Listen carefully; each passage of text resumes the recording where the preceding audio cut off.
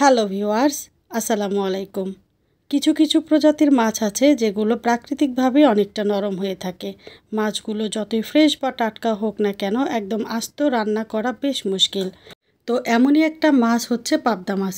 পাবদা মাছ একদম আস্ত রেখে রান্না করাটা বেশ ঝামেলার। তো এই পাবদা মাছ কিভাবে একদম আস্ত রেখে লোভনীয়ভাবে রান্না করা যায় সেই রেসিপিটাই আপনাদের সাথে শেয়ার করব। পাবদা মাছের এই তেল ঝাল রেসিপিটা খেতে এতটা লোভনীয় আর রান্না করাও কিন্তু খুবই সহজ। খুব কম তেল মশলাই রান্নাটা করা যায়। তো ভিউয়ার্স, রিকোয়েস্ট থাকবে লাইক দিয়ে স্কিপ না করে পুরো রেসিপিটি কন্টিনিউ করবেন।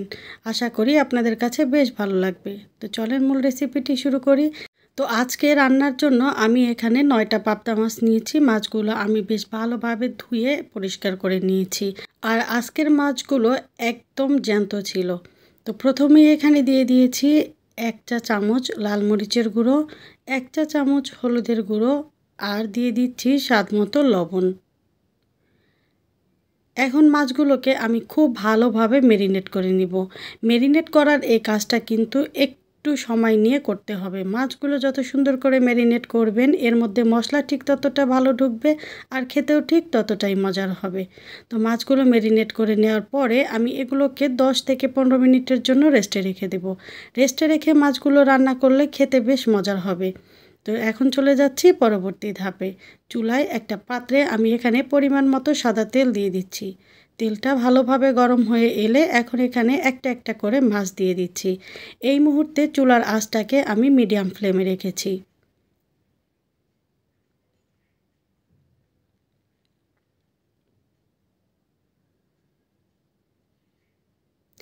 মাছগুলো উল্টে পাল্টে ভেজে নিতে আমার 5 থেকে 6 মিনিট সময় লেগেছে।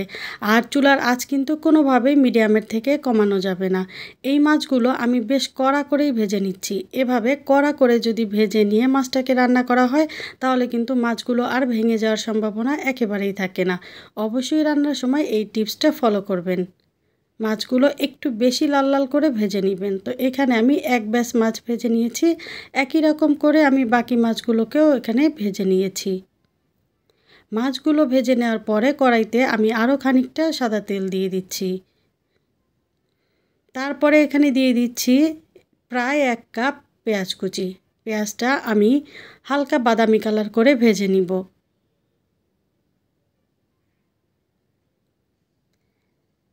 পেঁয়াজ ভাজা হয়ে গেলে এখন আমি এখানে দিয়ে দিচ্ছি অল্প পরিমাণে পানি।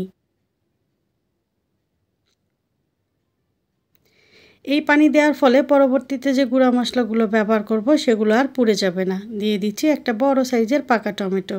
অবশ্যই এখানে টমেটো ব্যবহার করার চেষ্টা করবেন, তাহলে গ্রেভিটা বেশ ঘন হবে। দিয়ে দিচ্ছি স্বাদমতো লবণ। যেহেতু মাছ ভাজাতে লবণ ব্যবহার করেছি তাই পরিমাণটা একটু বুঝে শুনে দিতে হবে। দিয়ে দিয়েছি 1 চা চামচ লাল মরিচের গুঁড়ো, 1 চা চামচ হলুদের গুঁড়ো, আধা চা চামচ ধনিয়ার গুঁড়ো এবং আধা চা চামচ জিরার গুঁড়ো। আর এখানে দিয়ে দিচ্ছি 1 চা চামচ আদা এবং রসুন বাটা।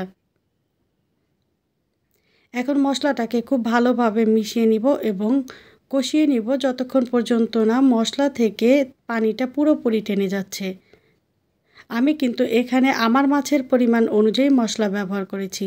যদি কেউ চান মাছের পরিমাণটা কমিয়ে বাড়িয়ে নেবেন তো সেই অনুযায়ী মশলাটাও কিন্তু কমিয়ে বাড়িয়ে দিতে হবে। তো মশলাটা কষানোর সময় আমি এখানে ঢাকনা ব্যবহার করেছি, এতে করে টমেটো খুব ভালোভাবে গলে যাবে। আর টমেটো গলিয়ে যদি এই রান্নাটা করা হয় তাহলে কিন্তু গ্রেভিটা বেশ ঘন হবে আর এই মাছের কারিটা খেতেও বেশ ভালো লাগবে।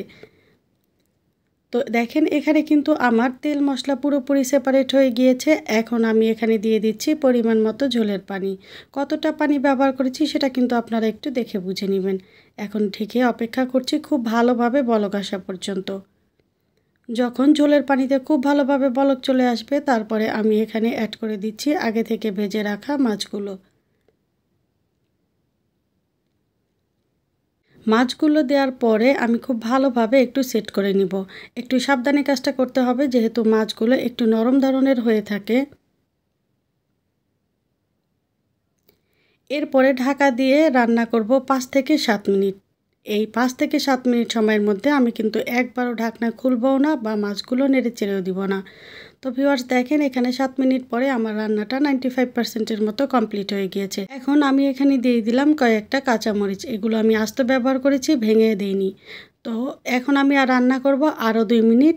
2 মিনিট পরে এখানে আমি দিয়ে দিয়েছি বেশ খানিকটা ধনিয়া পাতা কুচি। যদি আপনাদের হাতের কাছে ধনিয়া পাতা না থাকে তাহলে ভাজা জিরের গুঁড়োটা ব্যবহার করতে পারবেন। তো এখন আমি আরও 1 মিনিট রান্না করে নিব। তো ভিউয়ার্স এটা ছিল আমার আজকের রান্নার ফাইনাল লুক। দেখতেই পাচ্ছেন কালারটা কতটা সুন্দর হয়েছে আর এটা খেতেও ছিল অত্যন্ত লোভনীয়। তো ভিউয়ার্স আমার আজকের রেসিপিটি যদি আপনাদের কাছে ভালো লেগে থাকে তাহলে বরাবরের মতোই বলবো অবশ্যই লাইক, কমেন্ট এবং শেয়ার করে দিতে ভুলবেন না প্লিজ। আর যারা প্রথমবার আমার রেসিপিটি দেখছেন চাইলে চ্যানেলটি সাবস্ক্রাইব করে পাশে থাকা বেল আইকনের অল অপশনটি সেট করে নিতে পারেন। দেখা হবে পরবর্তী রেসিপিতে। আল্লাহ হাফেজ।